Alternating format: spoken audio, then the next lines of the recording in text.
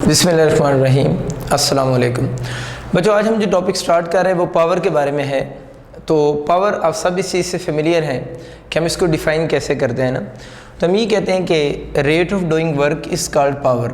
बहुत बेसिक और common definition में rate of doing work is called power. ये हम पावर का नाम इसको दे रहे होते हैं। पावर के हम जो फार्मूलाज लिख रहे होते हैं उसमें से एक बेसिक फार्मूला जो है वो पावर का work done per unit time होता है, और एक हम इसका जो फार्मूला लिख रहे होते हैं वो हम एफ डॉट वी भी लिख रहे होते हैं। एफ इस फार्मूले में फोर्स है और वी इस फार्मूले में वेलोसिटी को हम कह रहे हैं। देखिए यहाँ पर एफ और वी में डॉट प्रोडक्ट है। डॉट प्रोडक्ट से हमें ये चीज़ क्लियर हो जाती है कि जो पावर है वो एक स्केलर क्वांटिटी है। और स्केलर क्यों है? क्योंकि किसका रिजल्ट है? डॉट प्रोडक्ट का रिजल्ट है।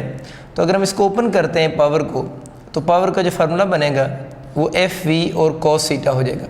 एफ फोर्स की मैग्नीट्यूड, वी वेलोसिटी की magnitude, and theta is angle between F and V. और ये जो एंगल है ये आप लोगों ने याद रखना है किसके दरम्यान में है? Between tails of F and V है।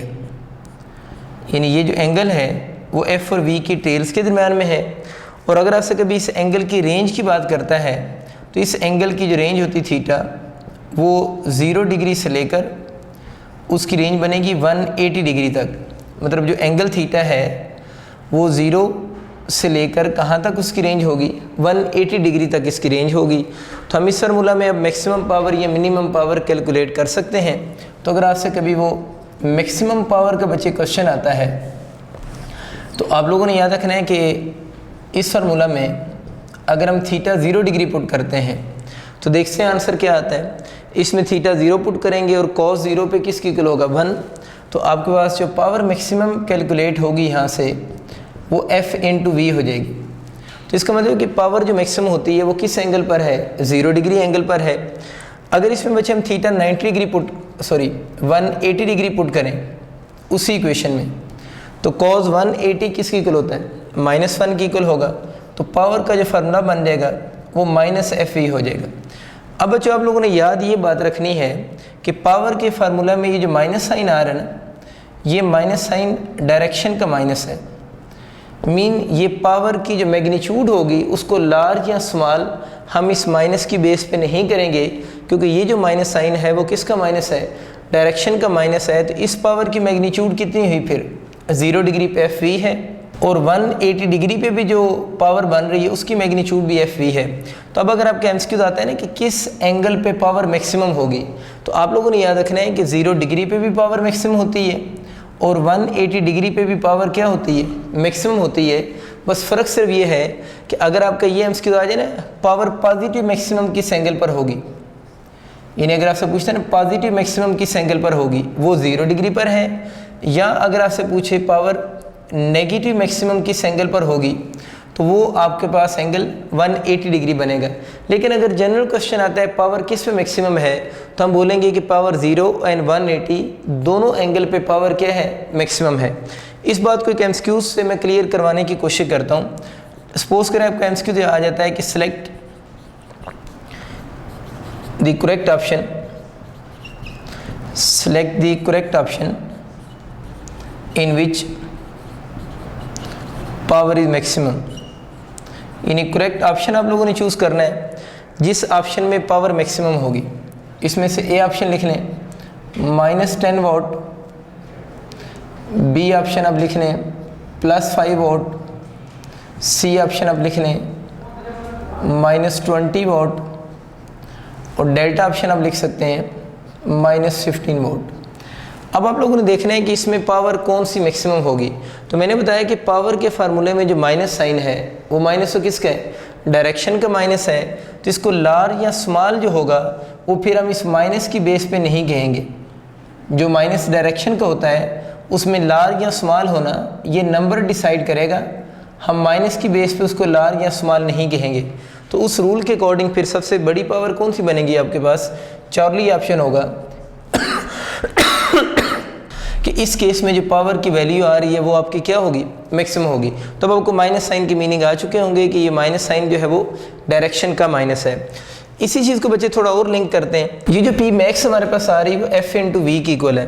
तो इस फार्मूले में ये जो एफ इंटू वी लिखा हुआ है, इस एफ इंटू वी की जगह पर हम क्या लिख सकते हैं, पी मैक्स हम लिख सकते हैं। तो आपका जो इक्वेशन बनेगी, your P become equal to P max, और इसके साथ आपके पास कॉस थीटा आ जाएगा। तो ये आप लोगों ने फार्मूला एमसीक्यूज़ के लिए याद रखना है कि अगर कोई क्वेश्चन आते हैं जिसमें पावर और मैक्सिमम पावर लिंक हो रहे हो तो उनको हम इस फार्मूला से सॉल्व कर सकते हैं। इसमें एक एमसीक्यूज़ तो बड़ा सिंपल सा ये बनता है ना, अगर आपसे कभी रेशो पूछे कि पी की पी मैक्स के साथ रेशो बताएं, तो हम ये कहते हैं कि पी की पी मैक्स के साथ जो रेशो बनेगी वो कॉस थीटा ओवर 1 होगा, मीन पी इधर आकर डिवाइड हो गया। एक तो इसके इस पैटर्न के एमसीक्यूज़ बनते हैं, दूसरे इसके एमसीक्यूज़ इस पैटर्न के बनते हैं।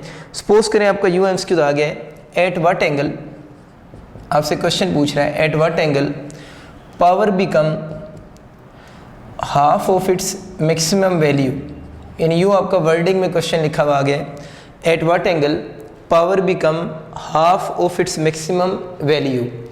इसको बच्चे आप लोगों ने कैसे सॉल्व करना है, यहाँ पर ये वाली जो इक्वेशन आपको गिवन है, इस इक्वेशन को आप लोगों ने इस इक्वेशन से कंपेयर करना है। तो देखिए P को P से कंपेयर करेंगे, P मैक्स को P मैक्स से कंपेयर करेंगे, तो यहाँ पर क्या बच गया, cos थीटा, और यहाँ पर cos थीटा के करस्पॉन्डिंग कौन सी वैल्यू है, 1/2 है। तो इस केस में जो cos थीटा होगा वो आपका किसकी इक्वल बनेगा, 1/2 की इक्वल होगा। तो इन शॉर्ट बच्चे ये है कि यहाँ पर जो भी नंबर लिखा होगा उस नंबर को आप लोगों ने किससे कंपेयर करना है, cos थीटा से कंपेयर करेंगे जो भी नंबर होगा। और क्यों cos थीटा से कंपेयर कर रहे हैं, क्योंकि हमें पता है हम इस पूरी इक्वेशंस को उससे कंपेयर करते हैं, तो अब हम इसका शॉर्टकट ही बना लेंगे कि जो भी नंबर यहाँ पर P और P मैक्स के दरमियान में होगा उसको हम किसकी को लिखेंगे, cos थीटा की को लिखेंगे। तो देख लें cos की वैल्यू 1/2 किस एंगल पर होगी, 60 डिग्री पर होगी। अब अगर ऑप्शन डिग्री में लिखे हैं तो 60 डिग्री ठीक है, लेकिन समटाइम ऑप्शन रेडियन में लिखे होते हैं तो फिर आप चूज़ करोगे π/3 रेडियन भी आप चूज़ कर सकते हैं। तो एक बच्चे आप लोगों ने ये वाला इसका पैटर्न याद रखना है कि P और P मैक्स के क्वेश्चन भी आ सकते हैं। इसकी नेक्स्ट शेप बच्चे ये बन सकती है, सपोज करें आपका यू एमसीक्यूज़ आ गया है, आपसे वही क्वेश्चन है, आपसे एंगल पूछ रहा है, at what angle power become equal to 2 times of its maximum value. यानी यूँ क्वेश्चन आ गया किस एंगल पर पावर जो है वो 2 times of its maximum value होगी। देखिए बच्चे अब आप लोगों ने जो यहाँ पर नंबर लिखा होता है उसको किसकी को लिखना होता है, cos थीटा की को लिखेंगे। तो देखिए यहाँ से जो cos थीटा बनेगा वो किसकी को ला रहा है, 2 की को ला रहा है। और मैंने आपको प्रीवियस लेक्चर में भी डिस्कस किया था जो cos थीटा होता है ना, अगर हम cos थीटा की बात करें तो cos थीटा की जो वैल्यूज़ होती हैं वो कहाँ से कहाँ तक चलती हैं, +1 से लेकर -1 तक cos थीटा के आंसर पॉसिबल है, क्योंकि उसका सबसे बड़ी वैल्यू जो cos थीटा की होती है मैथमेटिकली वो +1 होती है और मिनिमम वैल्यू -1 होती है। इसका मतलब ये हो कि यहाँ पर जो भी नंबर लिखा होता है उसको हम किसकी को लिखते हैं, cos थीटा की को लिखते हैं। तो जो भी नंबर यहाँ पर cos थीटा के इक्वल लिखा जाना चाहिए वो वाला नंबर +1 से लेकर -1 तक होना चाहिए। या इन शॉर्ट ये कहना चाह रहा हूँ कि यहाँ पर जो भी नंबर लिखेंगे वो नंबर या तो इक्वल टू 1 होना चाहिए या फिर उसको लेस देन 1 होना चाहिए। 1 से ग्रेटर नंबर जो है वो पॉसिबल नहीं होगा। तो अब अगर आपका एमसीक्यू ये आता है कि at what angle power become equal to 2 time of its maximum value, तो अगर वो 2 टाइम्स कह रहे हैं तो यहाँ cos थीटा किसकी इक्वल हो जाएगा, 2 की इक्वल हो जाएगा। तब आप इसका कौन सा एंगल चूज़ करोगे, आप लोगों ने कहना है कि ये cos थीटा इक्वल टू 2 आ रहा है और हमें पता है cos थीटा की वैल्यू +1 से ग्रेटर पॉसिबल नहीं है। तो इस एमसीक्यूज़ का आंसर क्या चूज़ करेंगे, आप लोगों ने एंगल चूज़ नहीं करना, आप लोगों ने इसके ऑप्शन में ये चूज़ करना है कि जो बात कर रहे हैं cos theta equal to 2, cos theta equal to 2 होना जो है वो पॉसिबल नहीं होगा। अब बच्चों सपोज करते हैं कि इसका एमसीक्यूज़ कुछ इस तरह का आ गया है, पावर आपको गिवन है किसी क्वेश्चन में कि at what angle power become equal to 1/3 times of its maximum value. अब बच्चों पहली बात तो ये सोचने वाली कि क्या यहाँ पर 1/3 पॉसिबल है या नहीं है, क्योंकि अभी हम लोगों ने ये चीज़ सीखी है कि यहाँ पर जो भी नंबर लिखा होता है उस नंबर को हम किसके इक्वल पुट करते हैं, cos थीटा।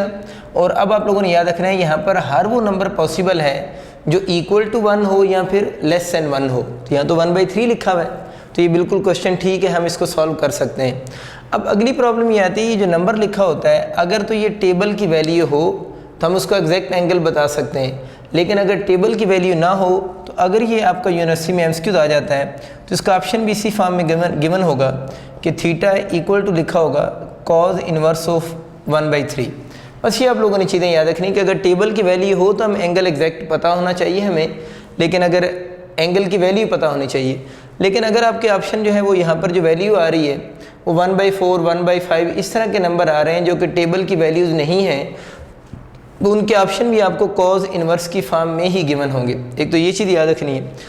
दूसरा बच्चे इसका नेक्स्ट कंसेप्ट ये है कि पावर मैक्सिमम हम लोगों ने सीख ली जो कि 0 और 180 डिग्री एंगल पर होगी। अब अगर आपसे पूछता है कि मिनिमम या ज़ीरो पावर की अगर वो बात करते हैं ना, अगर हम बात करते हैं कि मिनिमम या ज़ीरो पावर कब होगी ना, तो उसमें बहुत सिंपल सा रिज़ल्ट है, क्योंकि डॉट प्रोडक्ट का रिज़ल्ट है तो उसके लिए आप लोगों ने थीटा 0 डिग्री पुट कर देना है। और हमें पता है formula P is equal to FV cos theta है। थीटा अगर हम यहाँ पर 0 डिग्री थीटा हम 90 डिग्री पुट करेंगे। थीटा अगर हम यहाँ पर 90 डिग्री पुट करते हैं तो cos 90 पे 0 हो जाएगा, तो इस केस में जो पावर होगी वो भी 0 हो जाएगी। तो अगर एंगल 90 डिग्री हो जाए तो पावर आपके पास किसकी इक्वल आएगी, 0 आएगी। और अगर पूछता है किस एंगल पे पावर मिनिमम होगी, तो हम यही कहेंगे कि 90 डिग्री एंगल के ऊपर पावर क्या होती है, मिनिमम होती है। और उसकी वैल्यू पूछेगा तो हम बोलेंगे उसकी वैल्यू 0 की इक्वल होगी। अब इसके कुछ क्वेश्चन देखते हैं। फर्स्ट एमसीक्यूज बच्चे इस तरह के आ सकता है कि आपको फोर्स और वेलोसिटी जो है वो वेक्टर फॉर्म में गिवन हो,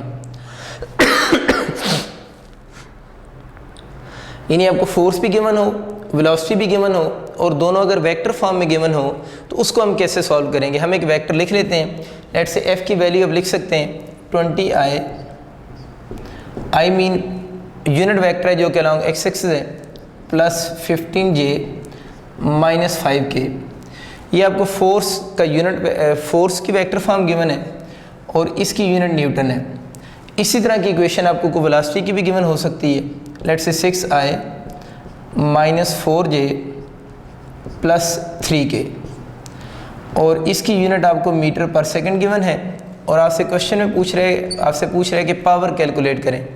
अब चाहे तो ऑप्शन भी लिख सकते हैं। ऑप्शन अगर आप लोगों ने लिखने हैं तो लिख लें, 45 वॉट लिख लें, 60 वॉट लिख लें, 35 वॉट लिख लें, delta option none of these.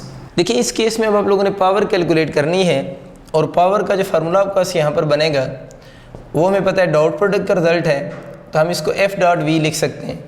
और डॉट प्रोडक्ट लेने के लिए आपको पता है हम I को I से मल्टीप्लाइड करते हैं, J को J से और K को K से। बिल्कुल वैसे ही अब हम I को I के कोफिशिएंट से मल्टीप्लाइड करेंगे, तो 20 को 6 से करेंगे तो आंसर 120 आ जाएगा। और I.I जो होगा दैट इज़ इक्वल टू 1, वो लिखने की ज़रूरत नहीं है। फिर आप लोगों ने J के कोफिशिएंट को J के कोफिशिएंट से मल्टीप्लाइड करना है, तो इसको इससे मल्टीप्लाइड करें। 15 को 4 से करेंगे तो कितना हो जाएगा, माइनस 60 हो जाएगा। तो यहाँ पर आप लिख देंगे -60, और J.J अगेन किसकी इक्वल होगा, 1 की इक्वल होगा। इसी तरह बच्चे आप लोगों ने K के कोफिशिएंट्स को मल्टीप्लाइड करना है। -5K है प्लस 3K है, तो -5 मल्टीप्लाइड बाई 3 कितना होगा, -15, और K.K अगेन 1 की इक्वल होगा। अब बच्चों इसे सॉल्व कर सकते हैं। 120 में से 60 को माइनस करें तो 60 minus 15 which is equal to 45। तो इसका ऑप्शन आपका जो बनेगा वो अल्फ़ा ऑप्शन होगा। तो इस तरह बहुत इजी मेथड से हम अगर आपको वेक्टर फॉर्म में भी पावर गिवन हो, यानी F और V वेक्टर फॉर्म में गिवन हो, तो उसको भी सॉल्व करके हम पावर कैलकुलेट कर सकते हैं। नेक्स्ट अभी आप लोगों ने इसका जो फार्मूला पढ़ा था ना, power is equal to W/T। इस फार्मूले में आपके एक तो सीधे सीधे MCQs आ सकते हैं। इस फार्मूले में 3 चीज़ें लिखी हुई हैं, पावर है, वर्क डन है और टाइम है। इनमें से कोई सी 2 चीज़ें आपको गिवन हो तो तीसरी चीज़ आप कैलकुलेट कर सकते हैं। अब ये माइंड में ना रखें कि जस्ट पावर के क्वेश्चन गिवन होंगे, ये भी तो हो सकता है अगर आपको वर्क डन के क्वेश्चन गिवन हो तो आप कैसे कैलकुलेट करेंगे, पावर इनटू टाइम से। इसके भी MCQs आ सकते हैं, या अगर आपसे टाइम के MCQs आ जाएँ तो वो भी आप कैलकुलेट कर सकते हैं। किस फार्मूले से, वर्क डन ओवर किस से, पावर से। तो ये थोड़ा याद रखना है कि इसके 3 डिफरेंट टाइप्स के आपको वैल्यूज़ वाले क्वेश्चन आ सकते हैं। वो आप खुद से वैल्यूज़ पुट करके इसकी प्रैक्टिस कर सकते हैं कि इसके क्वेश्चन किस टाइप के आप लोगों के बनेंगे। इसकी फर्दर आगे टाइप्स में चलते हैं। देखिए जो वर्क डन होता है ना, अगर बॉडी अपवर्ड मूव करे या आपका बॉडी डाउनवर्ड मोशन करे, यानी 1 डायमेंशन मोशन की बात हो रही है, यानी अगर बॉडी वन डायमेंशन मोशन कर रहा है, वो बॉडी अपवर्ड मूव कर रहा है या वो डाउनवर्ड मूव कर रहा है, तो उस केस में जो वर्क डन होता है W को हम लिख सकते हैं mgh के इक्वल। यानी अपवर्ड मोशन में एंड डाउनवर्ड मोशन में हम W को किसके इक्वल लिख सकते हैं, mgh लिख सकते हैं। अगर इस फार्मूले में वैल्यूज़ को मैं पुट कर दूं तो पावर इज इक्वल टू हो जाएगी mgh बाई टाइम। तो आपके इस फार्मूला के भी क्वेश्चन आ सकते हैं कि पावर को हम mgh बाई टाइम के लिंक के भी क्वेश्चन बन सकते हैं। इसके मैं आपको थोड़ी प्रैक्टिस करवाता हूँ ताकि आपको आइडिया हो जाए। आप सपोज कर लें कि आपका इस तरह का क्वेश्चन आ गया, आपको एक बॉडी की मैस गिवन है और सपोज कर लेते हैं इस बॉडी की जो मैस है वो 200 किलोग्राम है।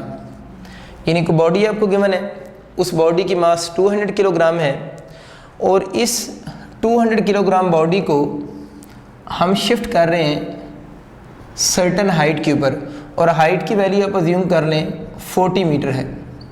यानी बॉडी की मास 200 kg है, उसको आप लोगों ने 40 मीटर हाइट तक शिफ्ट करना है।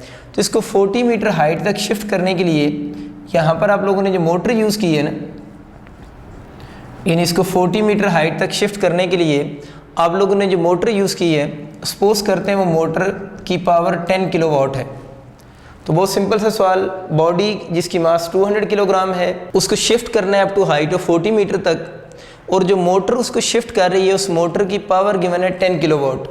तो आपसे क्वेश्चन में ये कह रहे हैं कि आप टाइम टेकन बताएं कि कितना टाइम लगेगा इस मास को 40 मीटर हाइट तक शिफ्ट करने में।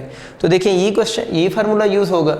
अब उसने सब्जेक्ट किस चीज़ को बनाया हुआ है, टाइम को बनाया हुआ है। तो टाइम को अब हम यहाँ से ईजिली कैलकुलेट कर सकते हैं। तो टी को आप इसी साइड पर रहने दें, इसमें आप वैल्यूज पुट करें। T इक्वल टू बन जाएगा mgh बाय पावर हो जाएगा। आप चाहें तो इसके डिफरेंट ऑप्शन भी लिख सकते हैं इस क्वेश्चन के। टाइम आप लोगों ने बताना है तो इसके ऑप्शन लिख लें 8 सेकंड्स, बी ऑप्शन आप लिख लें 2 सेकंड्स, सी ऑप्शन आपके पास 4 सेकंड्स, और डेल्टा ऑप्शन सपोज करते हैं नन ऑफ दीज है। अब बच्चों आप इसमें हम वैल्यूज पुट करेंगे। देखिए आपको जो मैस गिवन है वो 200 गिवन है, जी हम 10 ही यूज़ कर रहे होते हैं। हाइट हमें इस क्वेश्चन में 40 मीटर गिवन है, डिवाइडेड बाय पावर जो गिवन है वो आपको 10 किलोवाट गिवन है ना। तो 10 किलोवाट का मतलब होगा 10 इंटू पावर 3 हो जाएगा। यानी 10 किलोवाट मीन 10 इंटू पावर 3। देखिए बच्चे ये 10 इस 10 से कैंसिल हो जाएगा। अब देखिए इसके 3 जीरोस है ना, 1, 2 और 3। इसका मतलब है कि ये तीनों ज़ीरो मिलकर इससे क्या हो जाएंगे, कैंसिल हो जाएंगे। अब अगर हम 4 को 2 से मल्टीप्लाइड करेंगे तो आपको जो टाइम होगा वो कितने सेकंड्स आ जाएगा, 8 सेकंड्स टाइम होगा। तो इसका ऑप्शन भी आपके पास अल्फ़ा ऑप्शन करेक्ट होगा। तो एक बच्चों आपके पास इस टाइप के बेसिक क्वेश्चन आ सकते हैं, और वर्क डन को हम mgh इक्वल भी लिख सकते हैं। लेकिन ये वाली बात तब लिख सकते हैं जब बॉडी कौन सी मोशन करे, वन डायमेंशन मोशन करे, आइदर बॉडी अपवर्ड मूव कर रहा हो या डाउनवर्ड मूव कर रहा हो। तो पावर का फॉर्मूला हम mgh बाई टी भी यूज़ कर सकते हैं। और इसमें भी आपके पास वही बात है कि इसमें 4 चीज़ें हैं, एक पावर वेरिएबल है, टाइम वेरिएबल है, एम और एच है। इन चारों में से कोई भी एक चीज़ अगर अननोन हो और बाकी आपको गिवन हो तो उसको आप इजीली कैलकुलेट कर सकते हैं। अब बच्चों हम पावर के कुछ और एमसीक्यूज देखते हैं। आप अज्यूम करें कि आपके पास एक वेल है और उस वेल के साथ आप लोगों ने एक मोटर अटैच की हुई है, और वो जो मोटर है उस वेल से वाटर को अपवर्ड शिफ्ट कर रही है। ये बच्चे आप लोग अज्यूम कर रहे हैं आपका एक वेल है और इस वेल में यहाँ पर वाटर है, और इस वेल की जो आपको डेप्थ गिवन है आप कोई डेप्थ लिख सकते हैं। सपोज करें इसकी जो डेप्थ है वो आपको पास 20 मीटर इसकी डेप्थ गिवन है। यानी वेल की डेप्थ आपको 20 मीटर गिवन है, और अब इस वेल के अंदर आप लोगों ने एक मोटर एडजस्ट की हुई है, और वो मोटर जो है ये सपोज कर रहे हैं ग्राउंड लेवल है, और वो जो मोटर आप लोगों ने इस वेल में एडजस्ट की है वो मोटर जो है ये एक वाटर का टैंक है। वो मोटर यहाँ से वाटर को उस टैंक में शिफ्ट कर रही है। ये आपका क्वेश्चन है। और जो टैंक है उसकी ग्राउंड लेवल से जो हाइट बनती है, ये वाली जो हाइट है, ये बच्चे हम अज्यूम कर लेते हैं आपको 10 मीटर गिवन है। यानी वेल की डेप्थ कितनी गिवन है, जहाँ से पानी ऊपर जा रहा है 20 मीटर, और जो वाटर का टैंक है जहाँ इस वाटर ने जाकर स्टोर होना है वो आपको 10 मीटर गिवन है। और आपको क्वेश्चन में कह रहे हैं मोटर जो है उस मोटर की आप लोगों ने पावर बतानी है। यानी मोटर की आप लोगों ने क्वेश्चन में पावर बतानी है जो इस वाटर को अपवर्ड क्या कर रही है, शिफ्ट कर रही है। और उस जो मोटर है उसने 2 मिनट्स के अंदर, यानी मोटर आप लोगों ने 2 मिनट्स के लिए ऑन की है और उस मोटर ने 2 मिनट के अंदर जो वाटर अपवर्ड शिफ्ट किया है उसका वॉल्यूम सपोज कर लेते हैं आपको 50 लीटर उसका वॉल्यूम गिवन है। यानी वाटर जब अपवर्ड शिफ्ट हो रहा है तो उसका वॉल्यूम जो आपको गिवन है वो 50 लीटर उसका वॉल्यूम है जो ये वाली मोटर अपवर्ड शिफ्ट कर रही है। 2 मिनट में उसने शिफ्ट किया है और आपको इस मोटर की अब क्या बतानी है, पावर बतानी है। देखिए फर्स्ट ऑफ ऑल तो ये है कि जो आपको लीटर बच्चों गिवन है ना, इन लीटर्स को आप लोगों ने सबसे पहले मीटर क्यूब में कन्वर्ट करना है जो कि सिस्टम इंटरनेशनल की यूनिट है। और अब सबको ये स्केल याद है कि 1 मीटर क्यूब जो होता है वो इक्वल टू होगा 10⁻³ लीटर के इक्वल होता है। तो 1 metre cube equal to 10⁻³ litre है।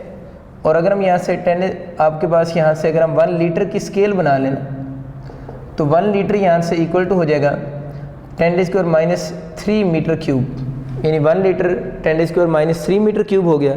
तो आपको वॉल्यूम कितना गिवन है, 50 लीटर गिवन है। तो इसको यहीं पर अब आप मीटर क्यूब में कन्वर्ट कर सकते हैं, 50 हो गया। और लीटर की जगह पर क्या लिख सकते हैं, 10⁻³ हम लिख सकते हैं और साथ में इसकी यूनिट आपके पास आ जाएगी मीटर क्यूब। तो फर्स्ट ऑफ ऑल आप लोगों ने लीटर्स को जो है मीटर क्यूब में कन्वर्ट कर देना है। अब बच्चों आते हैं फार्मूला की तरफ। हमें पता है कि पावर का फार्मूला जो अभी हम यूज़ कर रहे हैं यहाँ पर वो mgh/t यूज़ करेंगे क्योंकि क्वेश्चन में upward and downward motion include है ना। और मैंने बताया हिंट है कि अगर अप एंड डाउनवर्ड मोशन हो तो हम mgh/t ही यूज़ करते हैं। अब जो इशू ये है इस क्वेश्चन में कि आपको वो जो वाटर है उसकी मास नहीं गिवन, यानी जो वाटर जो हम शिफ्ट कर रहे हैं उस वाटर के में मास तो क्वेश्चन में गिवन ही नहीं है। तो हमें इस फार्मूले में मास को रिमूव करना है। तो देखें डेंसिटी का फार्मूला होता है मास पर यूनिट वॉल्यूम। अब यहाँ से अगर हम m की वैल्यू निकाल लेते हैं तो m किसकी इक्वल हो जाएगा, रो इंटू वी हम लिख सकते हैं। तो अब इस फार्मूले में इस m को रो इंटू वी से रिप्लेस कर देंगे। तो इसको अगर हम ऊपर वाली इक्वेशन में पुट कर दें, सो अबव इक्वेशन, अगर अबव इक्वेशन में पुट करते हैं तो your p is equal to हो जाएगा, m की जगह पर आप लिख सकते हैं rho into we, row we हो जाएगा और gh/t हो जाएगा। अब देखिए डेंसिटी वाटर की आपको यहाँ पर नहीं गिवन तो आपको खुद से याद होनी चाहिए कि जो वाटर है उसकी जो डेंसिटी है वो 10⁻³ किलोग्राम पर मीटर क्यूब होती है। तो ये अंडरस्टूड सी बात है कि आपको खुद से याद होनी चाहिए। वॉल्यूम हम लोगों ने बना लिया हुआ है, ठीक है, जी वैसे ही 10 है। अब h का इशू है कि h की जगह क्या पुट करेंगे। अक्सर स्टूडेंट ये करते हैं कि इस क्वेश्चन में आपको हाइट 10 मीटर गिवन है तो हाइट को 10 मीटर ही पुट कर देते हैं। देखिए बच्चे आप लोगों ने यहाँ पर जो h की जगह पैरामीटर पुट करना है ना, वो टोटल डिस्टेंस लिखना होता है जो वाटर ने कवर किया है। तो देखिए इस मोटर ने वाटर को जो शिफ्ट करना शुरू किया है, क्या उसने 10 मीटर उसको शिफ्ट करवाया, बल्कि 20 मीटर उसमें किसकी डेप्थ इंक्लूड है, वाटर की डेप्थ इंक्लूड है जो कि वेल की डेप्थ बनती है।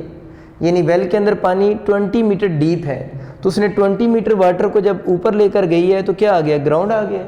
और ग्राउंड से ऊपर जो गई है वो 10 मीटर गया है। इसका मतलब ये कि यहाँ पर जो h है उसको मैं h की बजाय आपकी आसानी के लिए h प्राइम लिख देता हूँ।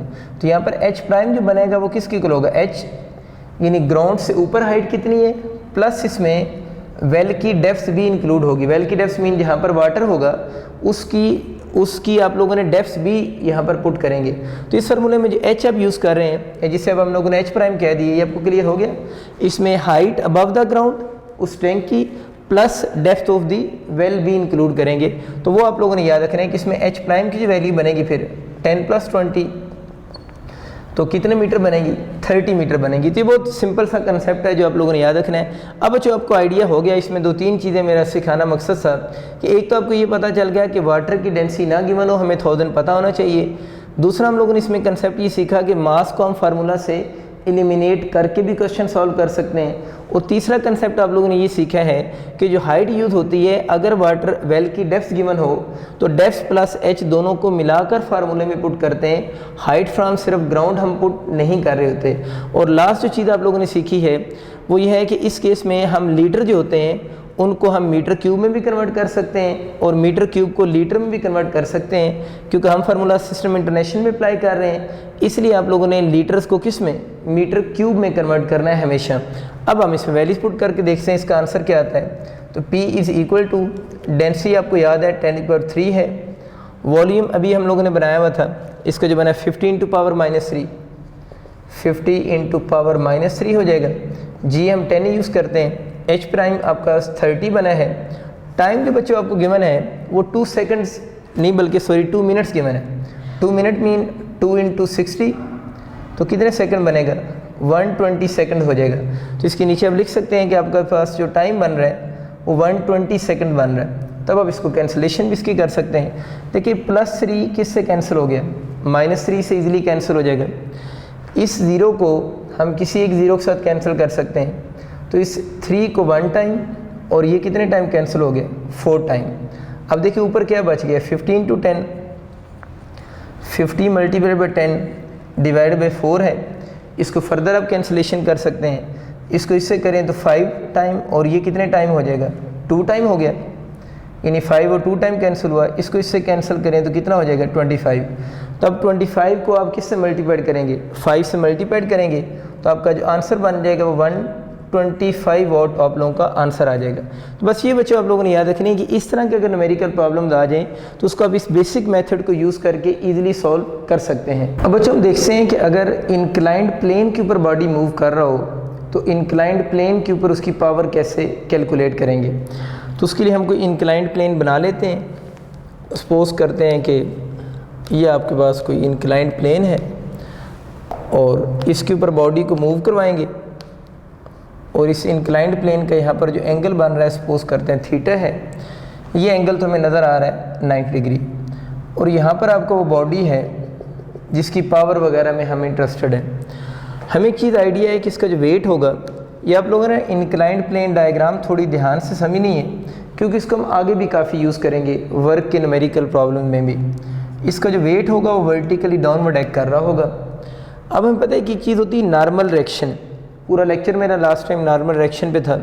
वो हमें पता है कि उसको नॉर्मल रिएक्शन हम इसलिए कहते हैं कि वो सरफेस के ऊपर नॉर्मल होता है, यानी यूँ समझने कि इस केस के अंदर जो नॉर्मल रिएक्शन होगा वो इस डायरेक्शन में होगा, मीन ये नॉर्मल रिएक्शन है और इसका जो एंगल बन रहा है वो आपके पास 90 डिग्री है। अब आप लोगों ने जो वेट जिसे हम mg लिख रहे हैं इसको इसके कंपोनेंट्स में रिजॉल्व करना है। तो कंपोनेंट्स में रिजॉल्व करने के लिए मैं इसी नॉर्मल रिएक्शन की जो लाइन है इसी लाइन को मैं नीचे एक्सटेंड कर रहा हूँ। तो मैंने नॉर्मल रिएक्शन की लाइन को एक्सटेंड कर दिया। अब आप एक चीज़ नोट करें, ये जो लाइन वेट वाली है ये इस लाइन के परपेंडिकुलर है और ये जो नॉर्मल रिएक्शन वाली लाइन आ रही है ये इस लाइन के क्या है, परपेंडिकुलर है। मीन ये वाली लाइन इसके परपेंडिकुलर और ये वाली लाइन इसके क्या है, परपेंडिकुलर है। आप लोगों ने एक थ्योरम पढ़ा था कि angle between two lines is equal to angle between their perpendiculars. तो इस लाइन का ये परपेंडिकुलर, इस लाइन का ये परपेंडिकुलर, तो दो लाइन के दरम्यान में जो एंगल है वही एंगल उनके परपेंडिकुलर में भी होगा। तो ये कितने डिग्री हो जाएगा, 90। आपके सॉरी ये थीटा है तो ये एंगल भी कौन सा होगा, थीटा होगा। अब आप लोगों ने इसके 2 कंपोनेंट्स बनाने हैं। देखिए अगर आप लोगों ने कंपोनेंट्स बनाने हैं तो हमें पता है कि हम ये जो वेट है इसके हेड से क्या ड्रॉ करेंगे, परपेंडिकुलर ड्रॉ करेंगे। सपोज करते हैं मैं यहाँ से इसके हेड से परपेंडिकुलर ड्रॉ कर रहा हूँ, तो ऐसा करने से इस mg के 2 कंपोनेंट्स बन जाएंगे। ये क्योंकि थीटा और 90 बेस बन रही है तो बेस का जो कंपोनेंट बनेगा वो mg cos थीटा होगा और इस तरफ जो बच्चों कंपोनेंट बन रहा है वो mg कौन सा होगा, साइन थीटा होगा।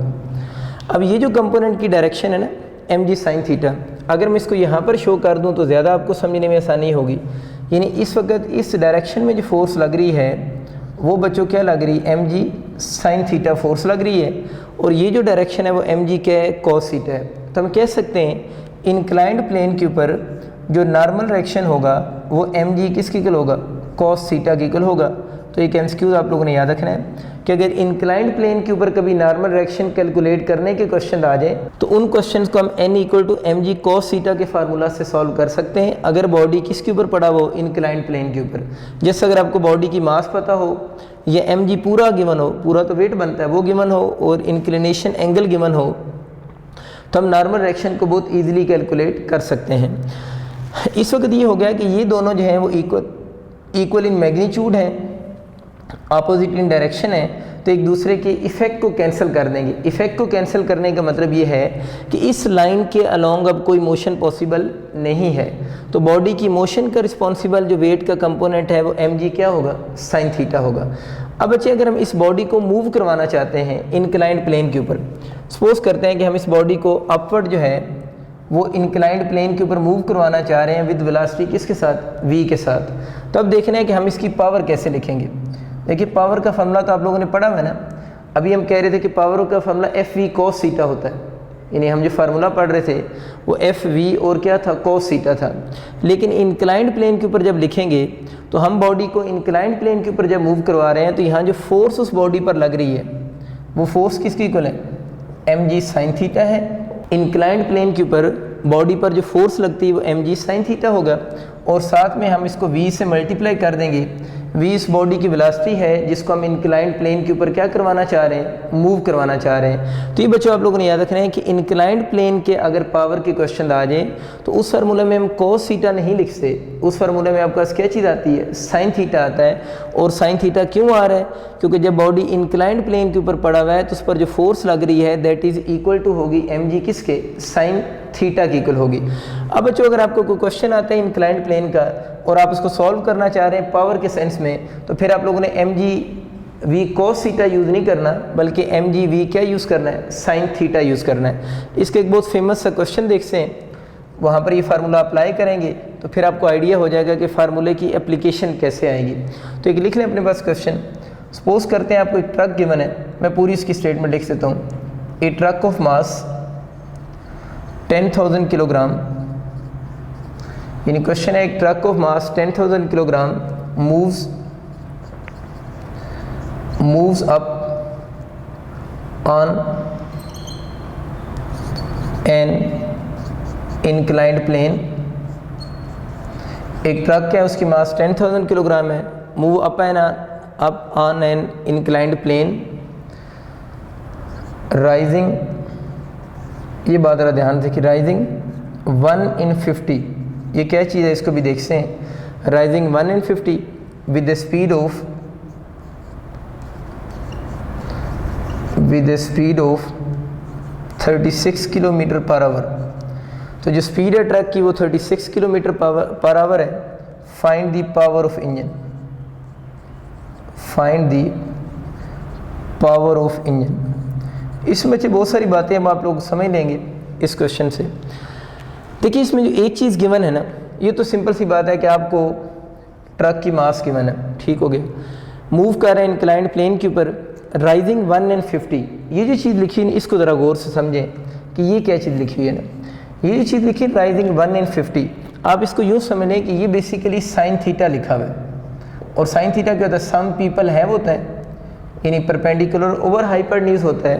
तो ये जो 1 in 50 लिखा हुआ है इसमें जो फर्स्ट नंबर आपका लिखा है वो परपेंडिकुलर को शो कर रहा है, और दूसरा जो नंबर लिखा होगा वो किसको शो करेगा, हाइपरन्यूज को। तो बहुत सिंपल है, अगर इस तरह की कोई स्टेटमेंट आ जाए तो वो साइन थीटा की रेशियो असल में गिवन होती है। तो 1 in 50 मीन साइन थीटा आपको गिवन है 1/50 की इक्वल। तो ये आप लोगों के लिए थोड़ी नई बात होगी। अब आप लोगों ने इसको याद रखना है कि जो भी यहाँ पर बात लिखी होगी वो आपका परपेंडिकुलर ओवर क्या बनेगा, हाइपरन्यूज की इक्वल होगा।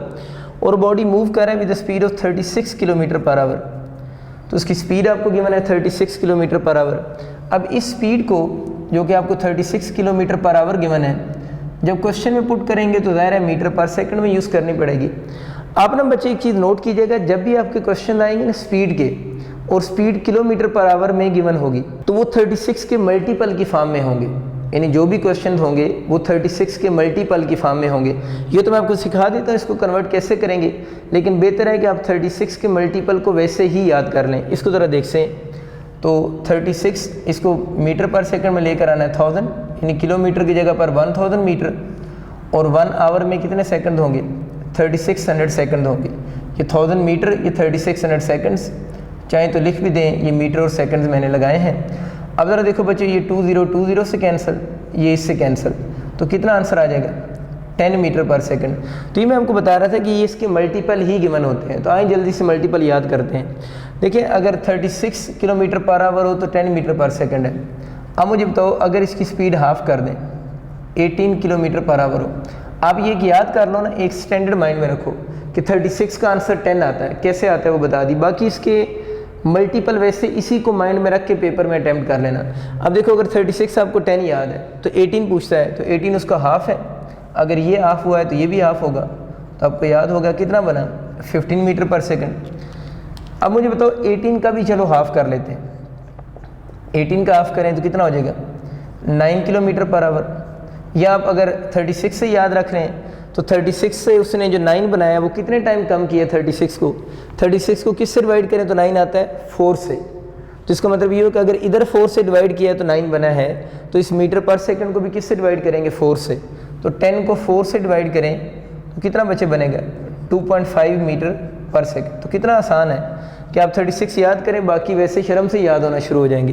तो ठीक हो गया, आपको समझ आ गई। चलिए थोड़ा ऊपर चलते हैं, 36 के बाद ना 72 का क्वेश्चन बनाते हैं, यानी 72 किलोमीटर पर आवर अगर हो जाए, मैं इधर ऊपर लिख देता हूँ, अगर आपकी वैल्यू जो है वो कितनी हो जाए 72 किलोमीटर पर आवर हो जाए।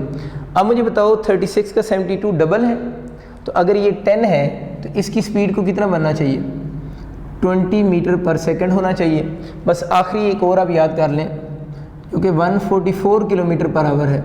देखिए 72 पे अगर 20 है तो 72 को 2 से मल्टीप्लाइड करें तो 144 बनता है ना, तो इसको अगर लिखेंगे तो कितना बन जाएगा 40 मीटर पर सेकंड हो जाएगा। अब बच्चों आप जल्दी से इसको याद कर लें 1 मिनट के अंदर कि आपके जो भी क्वेश्चन आते हैं एमडी कैट में, या आपके ईटा में जो क्वेश्चन आते हैं, या इंजीनियरिंग यूनिवर्सिटी में जो क्वेश्चन आते हैं, वो मोस्टली इसी के मल्टीपल ही यूज़ होते हैं 30 के। तो अब 36 के, तो अब 36 को माइंड में रखें और उसके मल्टीपल को 1-2 दफ़ा जल्दी से रिवाइज करें तो आपको फ़ौरन से याद हो जाएंगे। तो ठीक हो गया, अब 36 किलोमीटर पर आवर कितना बन गया 10 मीटर पर सेकंड। अब बच्चों में ये भी समझ आ गया कि ये चीज़ क्या होती है। और अब ये सवाल है इंक्लाइंड प्लेन का, तो इंक्लाइंड प्लेन के लिए हम लोगों ने बात की थी कि फार्मूला mgv क्या होगा, साइन थीटा होगा। अब बच्चों आप इस फार्मूले में मुझे जल्दी से वैल्यूज पुट करवाओ। मास कितनी गिवन है 10⁻⁴, ट्रक है ना तो मास ज़्यादा होगी, 10⁻⁴ होगी। जी कितना होता है 10, साइन थीटा आपको गिवन है 1/50। ये आपको लॉजिक समझ आ चुकी हुई है। वी आपको जितनी गिवन थी उसको मीटर पर सेकंड में बनाया तो आपका 10 मीटर पर सेकंड बन गई। अब जरा देखें, इसको आप लोगों ने इससे क्या कर देना, कैंसिल कर देंगे, 0 0 से कैंसिल हो जाएगा। इसको अगर हम कैंसिल करेंगे तो 5 को 10 से करेंगे तो 2 हो जाएगा। तो आपका जो आंसर बनेगा यहाँ से पावर इक्वल टू 2 × पावर 4 वाट। देखिए एक और आप लोगों ने, अब तो डिपेंड करते हैं ना एमसीक्यूज के ऑप्शन कौन से हैं उसके साथ हम इसको मैच करेंगे, लेकिन इसकी जो अगर हम इसको किलो वाट की फॉर्म में लिखें तो 1 0 किधर लगा देते हैं तो 10⁻³ वाट होगा। इसको कितना सिंप्लीफाई करना है वो तो ऑप्शन डिपेंड करेंगे, क्योंकि हम लोगों ने ऑप्शन नहीं लिखे इसलिए मैं इसको थोड़ा और सॉल्व करता जा रहा हूँ। ये मैंने इसलिए बनाया कि ज़्यादातर जब क्वेश्चन जिनमें पावर 5 6 इस तरह की हो ना, तो पावर 4 5 वगैरह या 6 हो, तो ज़्यादातर वो किलो की फॉर्म में लिखे होते हैं। अगर 6 से ज़्यादा होना शुरू हो जाए तो वो मेगा की फॉर्म में भी लिखे हुए हो सकते हैं। तो अब इसको ज़रा लिख सकते हैं, अब 20 हो जाएगा, और 10⁻³ को हम क्या लिख सकते हैं किलो, और साथ में क्या आ जाएगा वाट। तो आपको बच्चे याद हो गया कि इंक्लाइंड प्लेन के जब क्वेश्चन आएंगे तो हम फार्मूला mg क्या यूज़ करेंगे, साइन थीटा यूज़ करेंगे, क्योंकि इंक्लाइंड प्लेन के ऊपर जब बॉडी को हम विद कांस्टेंट स्पीड मूव करवा रहे होते हैं, ये v क्या होनी चाहिए, कांस्टेंट स्पीड मूव करवाएंगे, तो उस वक्त जो पावर का फॉर्मूला बनेगा वो mg साइन थीटा होगा। देखिए इस चीज़ को थोड़ा और आप समझें। अब कुछ बच्चे सोच रहे होंगे देखिए फोर्स तो डाउनवर्ड लग रही है, तो ये कैसे पॉसिबल है बॉडी ऊपर जा रहा हो। देखिए हम ये कह रहे हैं कि हम इसको किस स्पीड से मूव करवा रहे हैं, कांस्टेंट स्पीड से इंक्लाइंड प्लेन के ऊपर मूव करवा रहे हैं। तो ये अंडरस्टूड सी बात है कि जो ट्रक का इंजन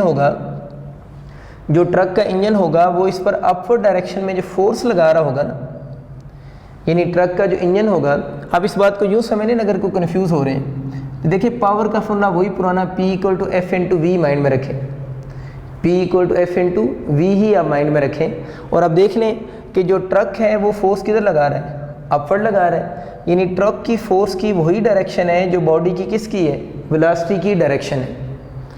यानी F ट्रक की फोर्स है, उसकी वही डायरेक्शन है जो बॉडी की किसकी डायरेक्शन है, वेलोसिटी की डायरेक्शन है।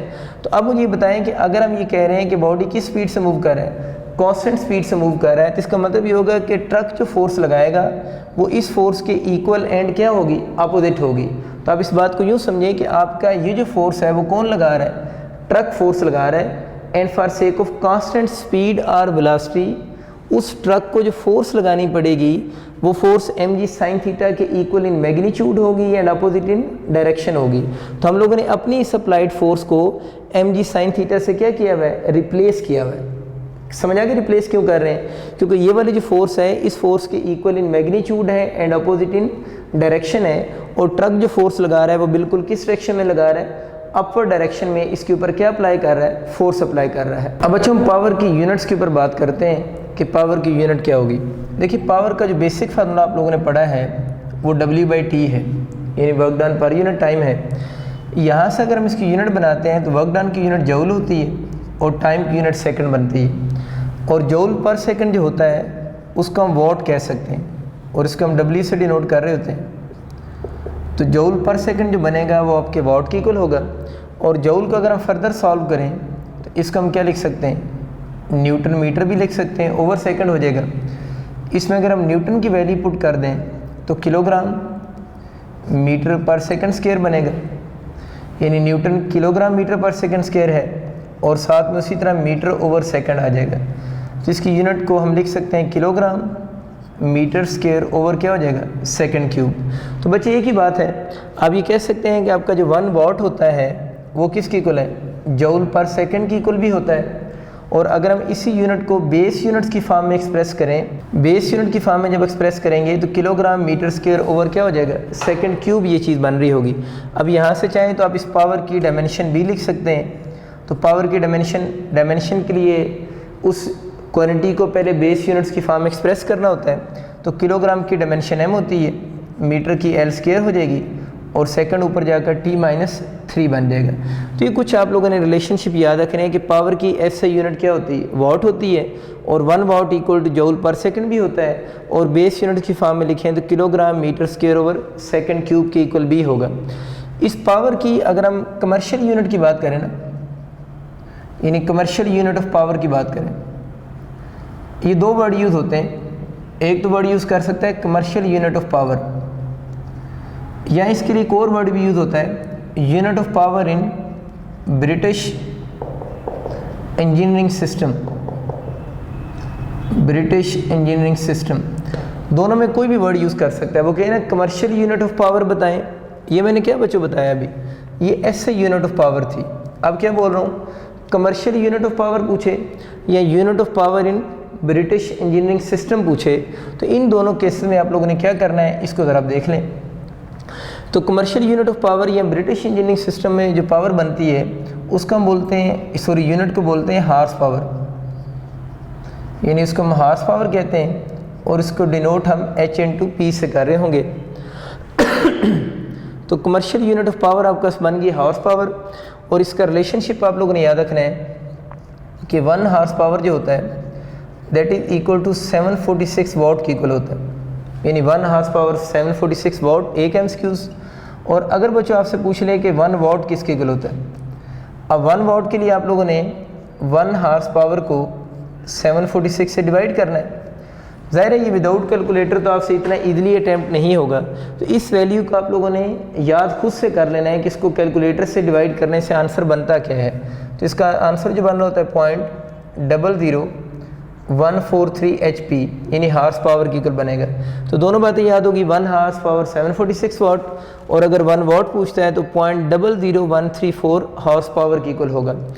इससे ना बच्चे अगर हम पावर की यूनिट की बात करें FPS सिस्टम में, FPS आपको याद है क्या होता है, फुट पाउंड एंड सेकंड। इस सिस्टम में अगर हम देखें तो आपका 1 हार्स पावर किसकी इक्वल बनेगा, तो आप लोगों ने रिलेशन याद रखना है 550 फुट पाउंड और पर सेकंड की इक्वल होगा। ये भी बहुत कॉमन रिलेशनशिप है कि अगर FPS सिस्टम में 1 हार्स पावर पूछता है तो इक्वल होगा 550 फुट पाउंड और डिवाइड बाय क्या लिख देंगे, पर सेकंड लिख देंगे। एक और छोटी सी चीज़ देखें, देखिए जो फार्मूला लिखा हुआ है ना P इक्वल टू W/T, इस फार्मूले से अगर मैं W को अलहदा करूँ तो W इक्वल हो जाएगा पावर इनटू टाइम। अभी हम लोगों ने देखा है कि वर्क डन की यूनिट तो जूल होती है, पावर की क्या होती है, वॉट, और टाइम की सेकंड। तो ये क्या बन जाएगा, वॉट, और उसकी यूनिट क्या बनती है, सेकंड। इसका मतलब ये हुआ जो जूल होता है वो किसकी इक्वल होगा, वाट इंटू सेकंड की इक्वल होगा। तो आप लोगों ने बच्चे याद रखना है कि जब भी हम कभी किसी पावर की यूनिट को टाइम की यूनिट से मल्टीप्लाई करें, यानी पावर की यूनिट को टाइम की यूनिट से मल्टीप्लाई करें, तो जो न्यू यूनिट बनेगी वो किसकी यूनिट होगी? एनर्जी की यूनिट होगी, या आप कह लें वर्क डन की यूनिट होगी। क्योंकि देख लें वॉट को सेकंड से मल्टीप्लाई कर रहे हैं तो किसकी कुल आ रहा है? जूल की कुल आ रहा है। तो ये बात अब लोगों ने अब ऑनवर्ड जनरल याद रखनी। मैं इसकी थोड़ी प्रैक्टिस करवा देता हूँ। देखिए सपोज करें आपकी यूनिट यूँ आपसे पूछता है, आप बस ये चीज़ माइंड में रखें कि पावर की यूनिट को या पावर को जब भी टाइम से मल्टीप्लाइड करेंगे तो वर्क या एनर्जी की कुल आएगा। अब मैं आपके सामने लिख रहा हूँ वॉट डे किस चीज़ की यूनिट है। देखें वॉट क्या चीज़ है? Power, day, time. तो ये भी यूनिट किस चीज़ की बनेगी? एनर्जी या वर्क की यूनिट बनेगी। अगर इसको थोड़ा और मॉडिफाई करूँ, मैं ये लिख दूँ किलो वॉट कंप्लीट लिख देता हूँ। ईयर किस चीज़ की यूनिट है? देखिए किलो तो किस चीज़ की यूनिट नहीं है, वॉट किसकी? पावर की। ईयर किसकी? टाइम की। पावर इनटू टाइम वर्क या एनर्जी की कुल होगा।